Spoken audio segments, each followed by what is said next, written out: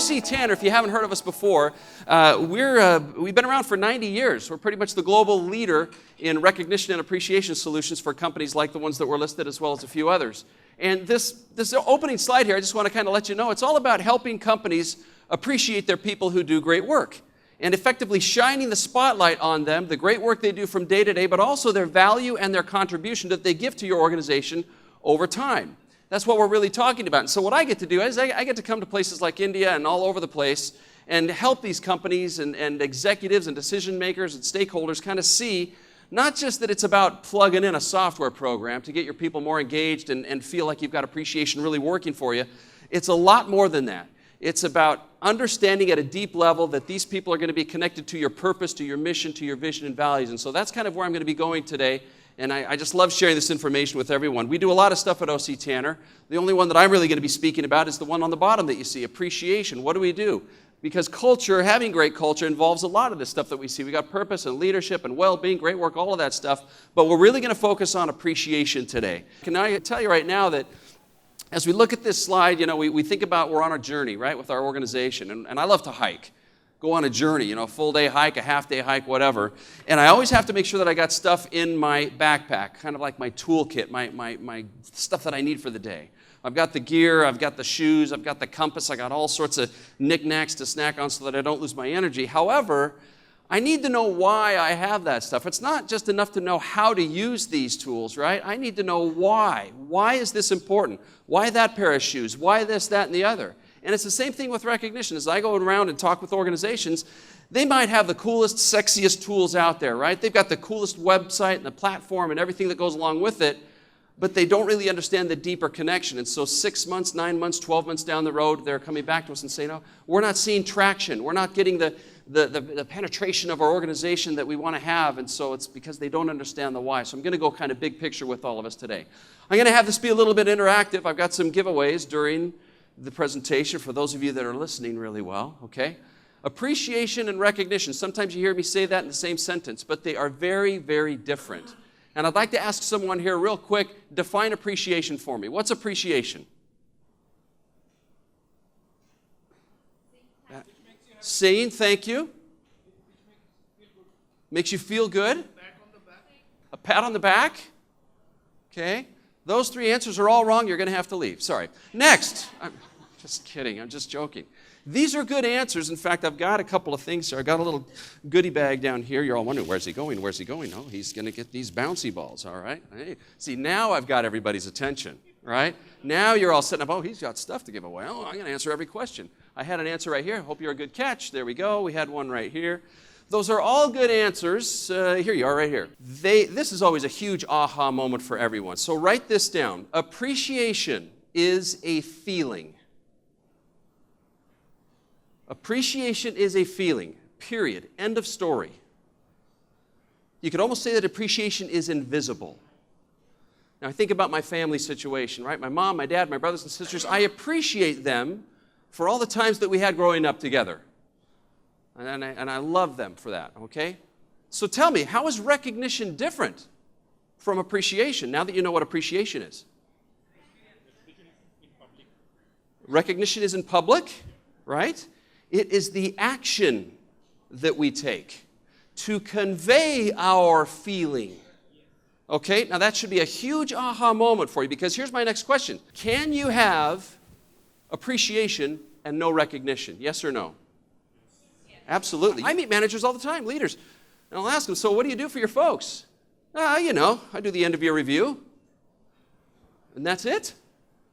Oh, yeah, they know that I value the work they do. Yeah, I'm sure. Well, what have you done for them lately? They can't answer.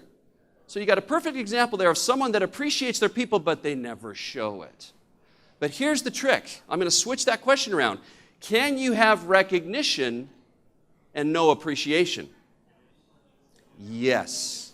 Yes, you can. You can have recognition done so badly and so off the mark that it destroys appreciation. Does that make sense? How many of you have had a bad recognition moment in your career?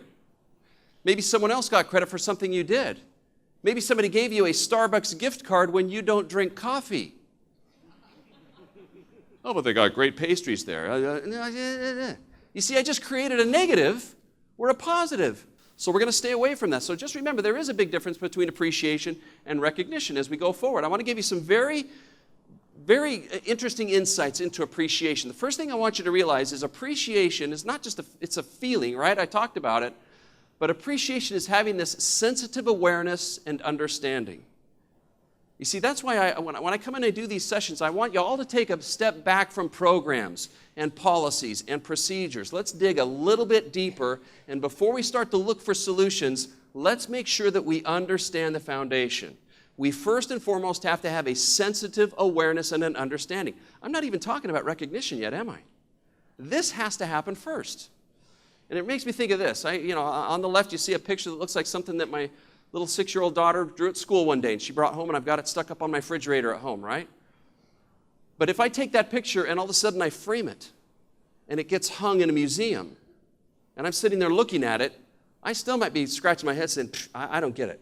But then the curator of the museum comes over, sits down next to me, and she starts telling me about the young lady that painted this picture, her upbringing, and how she has been successful as an artist. Why did she choose those colors? Why that type of canvas? And so on and so forth.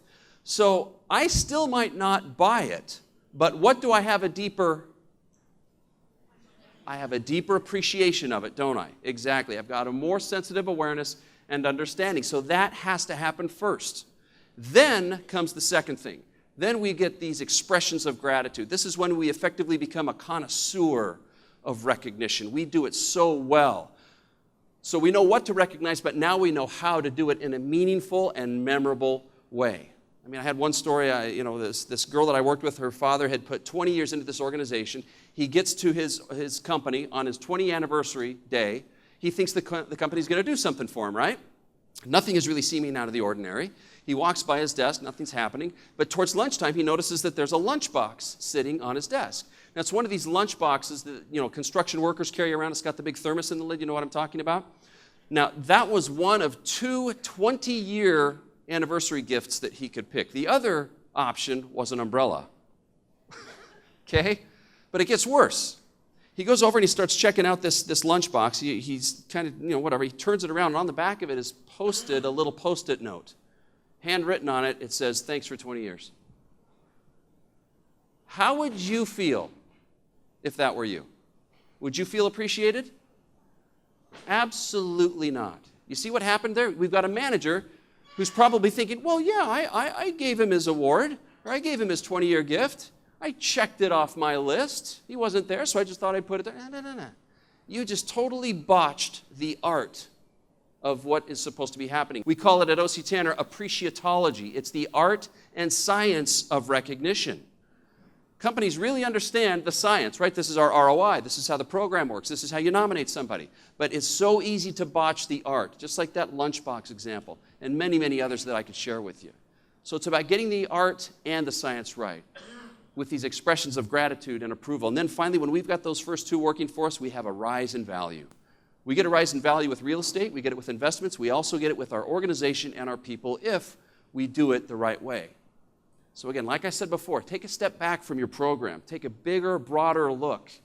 And I'm asking you to stop doing things and instead to become something. Become someone. Become a recognizer. Have that deep sense in your character to where your people look at you and say, you know what? I would do anything for that leader, for that manager. They know me. I'm going to come in early. I'm going to stay late and do whatever it is. All right? Does that make sense? So what I want to do now is I want to get into the title of the presentation and these 3 things that you can have in your recognition toolkit that are going to be very, very helpful. Based on all the research that we've done in the 90 years as an organization, if we want great work, there are 3 things that have to happen. And these are the 3 things right there. We got to make sure that we're encouraging our people's effort, rewarding results, and we're also celebrating their careers. I'm going to go in depth a little bit on each one of these. First of all, encouraging effort. This is where it all starts. 80 to 90% of the time, people are just doing their work, right? Now, they're not achieving anything yet. They're on their way to greatness, whether that's in the middle of a project or on their way to a goal. And our research says that if you do really well at encouraging people's effort, these pats on the back and so on and so forth, you get 3 things. It communicates that I'm on track and I'm in good standing. I'm also finding that my relationship with my manager is improving, and it increases my confidence in my skills. So to understand this at another level, think about when you have not felt like this. Have you ever had a point in your careers where, gosh, am I on track? I don't know, I'm not getting any feedback. Why did my manager say that? What did she mean when she said this, that, or the other? It's not a good feeling, but if we start to do this, this encouraging effort, all of that goes away. All of a sudden, I do know that I'm on track, and I do want to do great work on behalf of the organization. A great leader once said, great leadership is leadership where people do what you want them to do because they want to do it. All right? So let's keep that in mind as we start off with encouraging effort. And I love this quote by Marcus Buckingham. He said, excellence is rarely a function of one-off achievement, but rather is a result of repeated practice and incremental improvement. Your job as manager is to notice these incremental improvements and celebrate them. Notice and celebrate. Notice and celebrate. You know what I see a lot of leaders doing? Notice, notice, notice, notice, notice, notice. I'm going to keep doing this and backing up the photographer. Notice, notice, notice. She's trying to get her shot, but she can't get it. Notice, notice. Okay? Sometimes managers just walk around like this. They don't say anything. And then, let's do a celebration. And the celebration is the end-of-year review. Well, that's great. Yeah, the end-of-year review, right? I'm going to tell you what you do well, but I'm also going to tell you what you stink at. And what you could improve. I mean, we leave those end-of-year reviews, right? For the recipient, we're remembering the negatives instead of the positives. And again, I don't have time. I could talk about end-of-year reviews and all that stuff and how important that is, but I want to move on. If you want to stimulate excellent performances from your people, make immediate praise a constant and a predictable and certain part of your management style. That all goes back to number one, encouraging effort. Here's the second thing in your toolkit, in that recognition kit that you need. You got to reward results, and you got to do it appropriately. I mean, the salesperson that hits their number, blows it out of the water, they're going to get probably something a little more appropriate or consistent with what they've done than someone who has completed their 90-day onboarding at the company, right?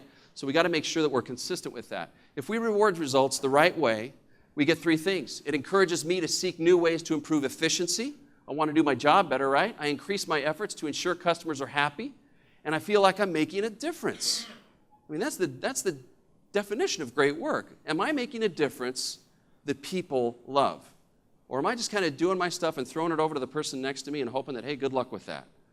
Once we do these, then I'm starting to take more autonomy in what I do. I've got more mastery and more purpose. Daniel Pink wrote a great book called Drive that he talks about those three things, mastery and autonomy and purpose. And we get that when we start rewarding results in the right way for the right reasons. Again, okay? Lastly, this is my favorite one, celebrating careers. I know that a lot of you are probably already doing this. This is when that person hits that 1 year, 3 year, maybe 5 year anniversary, maybe a 20-year anniversary with your organization. And what you're going to do is you're going to stop. You're going to pause as an organization. And you're going to call out the great things that person has done. Not just a piece of great work that they did yesterday, but their entire body of work and the value that they have made and contributed to the organization. It shows that the company cares about me, that I fit in. It improves my relationship with my coworkers. All of those things are happening when we do these career celebrations, right? How many of you do career celebrations at your organizations? Okay, let me show you the way that we do them at O.C. Tanner, because this might enlighten you a little bit to how important these are to us. Mike Padilla here on the left is receiving his 25-year anniversary pin from our CEO, Dave Peterson, on the right. Now you take a look at Mike, 25 years. He started when he was 2. Just look at the guy. He doesn't age. I've known him the whole time I've been at O.C. Tanner. He just still looks like a kid, right? Here's what happened, though, 2 months before Mike's big day. His supervisor, Sandra Christensen, gets an email with some bullet items. Hey, it's Mike's anniversary coming up. Do you have the following things ready? Number one, have you ordered his gift? Because we don't want to mail it to his house, right, if we can help it. We want you to personally give it to him during his presentation. Also, make sure that the presentation is on a day when most of his coworkers are going to be there and they're not gone to a trade show or they're not on vacation. You can have it 1 or 2 days on either side of his actual anniversary date. That's fine. Number 3, do you want others to be invited to say some things at Mike's presentation? All of this is happening 2 months before the fact, so that when we get to this day, it's a huge celebration. Now at O.C. Tanner, when someone gets 10 years or more tenure at the organization, we allow them to bring their family, friends, and other relatives if they want to. So Mike was no different. He's got, if you could imagine this, right here's a couch, and Mike's standing up there. He's got his wife, He's got his teenage daughter and his teenage son sitting there. Now, you should have seen the posture of his teenage son going to this thing for his dad. Right? I got to go to this. It's really missing out on my Candy Crush Saga run that I had going on. You could see it right there, right? So they're sitting there, and then people start talking about Mike, how great it is to work with him, the great work that he has done at the organization. His son is sitting there listening to these stories, and he starts to smile, and he starts to laugh as he learns about his dad, who has worked at O.C. Tanner longer than he's been alive. All of a sudden, Dad becomes more than a walking wallet, right? So it gets to this point. This is the zenith, right? Dave gives Mike his pin, and now it's Mike's turn to say some words. Again, if he wants to, because sometimes people are a little shy. That's another huge mistake that managers make. Everybody likes public recognition. No, they don't. Make sure you find out, but Mike is okay with that. He grabs the microphone. He starts to thank everybody. And then the high point of everything, he looks at his family sitting there on the couch, and he says, I do all of this for you. And you could have heard a pin drop. And then you start to hear some sniffles, as Mike is part of a moment, and all of us are, when his two most important families are sitting in front of him. I mean, where else can you have opportunities like this? And you know that when his family is going home, they're having conversations like, you work at a great place. Dad, I want to work where you work someday. Spouse might be saying, don't do anything stupid. You've got a great thing going here. Don't lose that job, okay? That's the way career celebrations should happen. And it can take 10 minutes out of a day, 15 tops. Does that make sense? All right? Encourage effort, reward results, and celebrate milestones. We have a comprehensive recognition strategy. When we get all these things clicking on all cylinders, some of you might do one or two of these really good, but we really need all three to make sure that that three-legged stool is nice and firm and standing up very, very well. All right? Now, I want to clue you into a couple of things as well. We've worked with a lot of international organizations that have done this, that get all three legs of the stool working very, very well. We've got a bank client. You can tell on these, these little graphs here. The more times an employee received an e-thanks, which is our e-cards, the higher their customer service scores. How many are interested in customer service scores? Yeah, I think a lot of us are. Those things start to get raised. Let me go to another one here. A retail client. Departments that recognized more of their employees had higher sales than departments that didn't recognize their employees. Here's a senior management company that we work with. Business units with high recognition also have higher perceptions that senior leaders care about their employees. It's one of the big weaknesses that we see. My manager does not have a clue about what I'm going through and what I do. Not so when we get the recognition going in the right way and direction. Manufacturing clients saw that output per day was higher for those that received recognition, and the more recognition an employee received, the higher level of output. I mean, you guys, I'm preaching to the choir. You know that this stuff works, but it has to be done with meaningfulness and purposefulness, all right? I want to share some best practices with you. There's 4 little specific ones, and I'm going to give you some warnings as well. First of all, make sure that you're frequent. Gallup says about every 7 days, but that's a challenge for those of us that might have 1,400 people that we watch after. It might be a challenge for those that have one person that they watch after. So I kind of bend this rule. If your recognition is happening at least once every couple of weeks, maybe 3 weeks at the worst for each person, you're going to be on the right track, and you're going to be doing more than the typical organization does. So be frequent, be timely. Don't wait 3 months until you recognize someone for doing something, because you've lost the momentum. You want to strike while the iron is hot. That's going to be the most important. Also, be inclusive. This is different from making sure that everybody is eligible. Yeah, everyone's eligible to get nominated or to get cards and stuff like that. No, that's different, because what we see a lot of times is it's the top performers that are always getting the recognition. And so the other folks, the 6s and 7s on a scale of 9 to 10, the 6s and 7s aren't being or feeling included in the program. So I challenge each and every one of you to look at those 6s and 7s and find something that is worthy of recognition. How else are we going to elevate them to a 7 and an 8 or an 8 and a 9 unless they receive some sort of validation that what they are doing on their level is acceptable and is valuable to the organization? All right, so make sure that you're not just feeling eligible, but you're including everybody. And then make sure that it's performance-based. What performance-based means is that we're not going to do general recognition. All right? What's your name? Ritika? Okay. Let's say that it's June, and I'm trying to find a way to recognize her. And, Ritika, and it's Friday, and I got to do my weekly recognition. It's 3 p.m. Okay.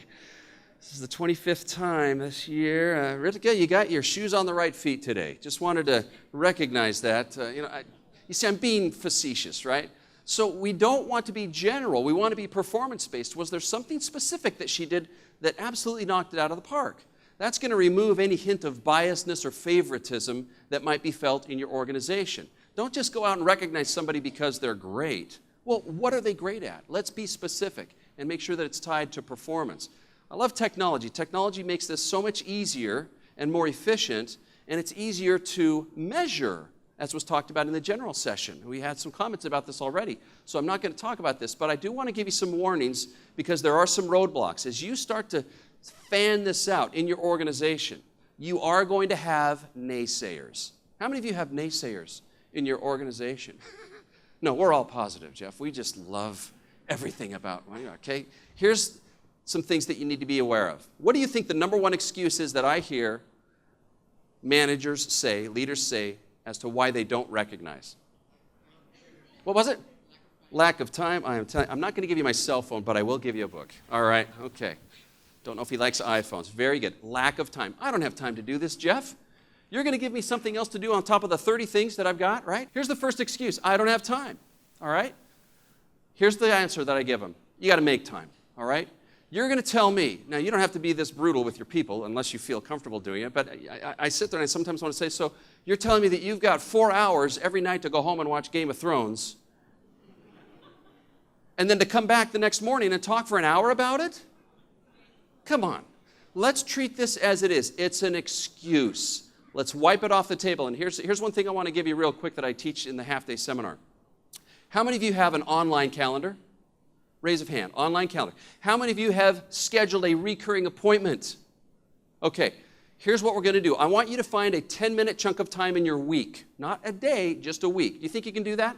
That's less than 1% of a typical work week. And what you're going to do is you're going to label that little appointment recognition or recognition time.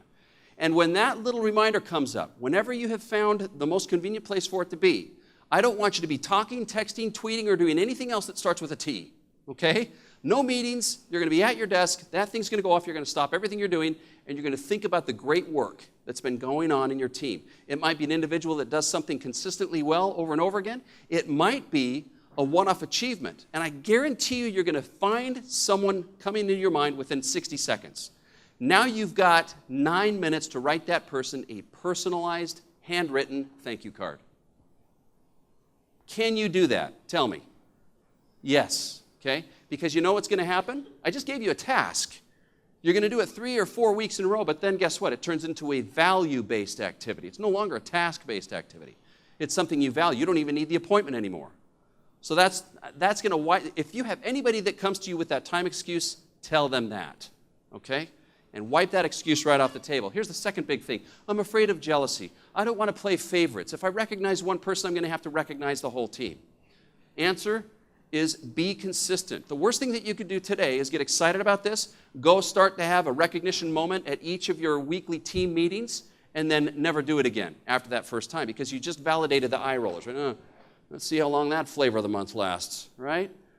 You got to be consistent, right? We work with Pepsi a lot. They got a great story about recognizing each of their people every single week, and that means that everybody has had their turn in the spotlight, whether it's for hitting a safety goal or some sort of a performance metric, or maybe even completing a test that gets them up to the next level. It might even be a birthday, okay? So be consistent. That will, again, remove all hints of biasness or favoritism. It's going to take a little time, but you've got to be consistent. Here's the third one that I'll give you. I don't know how much of my budget to allocate. And my answer is, who says you need budget? We get into this mindset of there's always got to be an award. There's always got to be a tangible connected to what I'm giving our people. And that's just not true. Think about the most important moments in your life when you receive some form of feedback, validation, or recognition. Did it involve a tangible item? I think about the most powerful moments for me, and it didn't. It was mentioned that I've done some stand-up comedy. Y'all know who Jay Leno is, right? I got to open for Jay Leno one time. There's 2,000 people in this group. I got to do 20 minutes, warm them up. Things went fantastic for me, right? I go off stage. Leno had watched my whole set, and I practically bumped into him. I bumped into his chin, actually. So, hey, what you doing? Okay? And he said, hey, that was really good. I'm like, well, thanks. He said, no, that was really good. I come and I do hundreds of these every single year, and usually they stick some marketing guy up there, and he just tanks, and it's terrible, and I have to win the crowd back, but you were really good. So do you see what Leno's doing? He's telling me about the jokes hey, that sound that you made about your dog and the story about your grandma. He's being specific. It's timely, right? And there's no money attached to that. There's no gift. He didn't give me his autograph, not that I wanted it, right? But to this day, I still don't know why I didn't right then and there ask him if I could be on The Tonight Show. It just slipped my mind, right? I was starstruck. But just remember that this is something that you got to do. Get creative. All right, moving on. Let me give you a little quiz as we start to run out of time. I got 3 minutes. This will be perfect. I want to give you a quiz. You guys tell me, when it comes to language, what's good language, what's bad language, what's okay language when we're crafting these thank you notes or thank you tweets or thank you emails. Okay, you ready? Okay, we've got like balls and stuff. We got books. So I'm going to be watching you here. Good work. But next time, could you make sure? Don't forget to. Yeah. Balls for everybody. Okay, that was an easy one. What's the worst word in that phrase, by the way? But, right? It's conditional. I mean, I'm not talking, just get rid of any kind of constructive feedback. No. Let's just make sure any feedback is not part of the recognition moment, because what are they going to remember? The feedback, the negative feedback. So don't quash that. Here's another one. Throughout your career, you've been known for consistent on-time delivery. We're going to mark that as okay, right? Does that mean I got 4 minutes? Okay, cool, I got an extra minute. All right. Okay. Yeah, this is okay. This is where most organizations that I deal with, this is where they operate. We can do better than this, okay? How about this one? You all rock most of the time. Yeah, not going to fly. Not going to fly, all right? That's just bad all around. I'd like to acknowledge how hard Hannah worked the other day. Okay, and, right? This is what I call the drive-by thank you, right? Hey, good job. All right, hey, I'm on my way to a tea time. Hey, good luck. All right. Can't remember your name, but good work. Hey, it's just, come on. Right? We can do better than this. How about this one? Roger's been doing really great work. I'd nominate him for an award, but this is just part of his job. Not hard to identify the word in there too, right? I hear this so much. It's just part of their job. Come on. How about this one? Thank you for finding the defect in that component yesterday. You've helped us move a lot closer to our quality goal. Now we're getting somewhere. Why? Because he's being specific. It's also pulling out one of our core values, which is great. All right? I'm telling you, though, we can even do a little bit better than this. It's been a pleasure working with you for the past 10 years. You've brought in a lot of new business, particularly that big OSCO account. Thanks for supporting our value of growth, you see? We're starting to get a little bit more detailed. Any great killer thank you note that you want to write, it's got 3 things in it. Let me give you these things. First of all, use their name. Use their name. No nicknames. Use their first name. Second, be specific. Tell the story. There was a problem. What was the solution? And third, this is the one that no one realizes.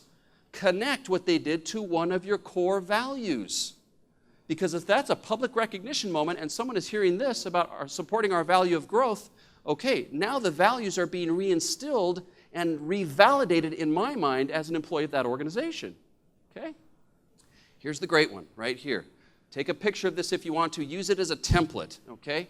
Sharon, it's amazing what you have accomplished in just 5 years. You've consistently embodied our value of client care. More than that, you've been an integral part of our team by readily accepting every assignment, greeting each of us happily every day, and being the glue that holds us together. Thanks for all you do and for who you are. Congratulations. Sharon here is probably grabbing a tissue. She's never received a thank you like that before. So keep that in mind. That's where we're shooting for. Here's another one. I'd like to recognize Gary for finding the defect in that component yesterday. As you know, quality is a core value in our department and in our organization. Gary's helped us move a lot closer to that goal. I'm constantly hearing of your outstanding performance, Gary. I want you to know that we appreciate the effort you give each day. Gary is grabbing the Kleenex box from Sharon at this point, all right?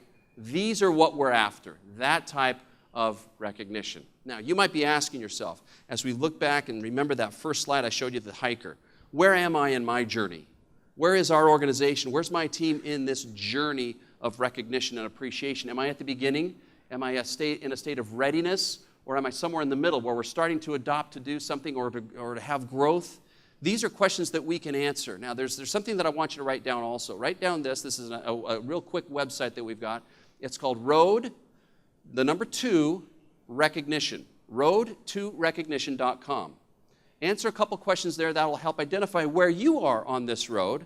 Bring those answers, or you can even do it at our booth, and we'll help you identify where you're at and where you need to go, and some of the steps that can be involved to help you get to that next level. Again, way beyond programs, we're going deeper into what it means to appreciate our people.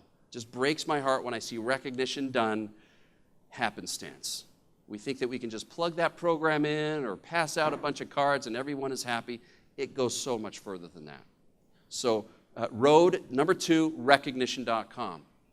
Remember, recognition, personalized and meaningful, makes a difference on a very personal and individual level.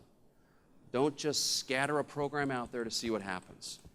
Remember these principles and things that I've given you.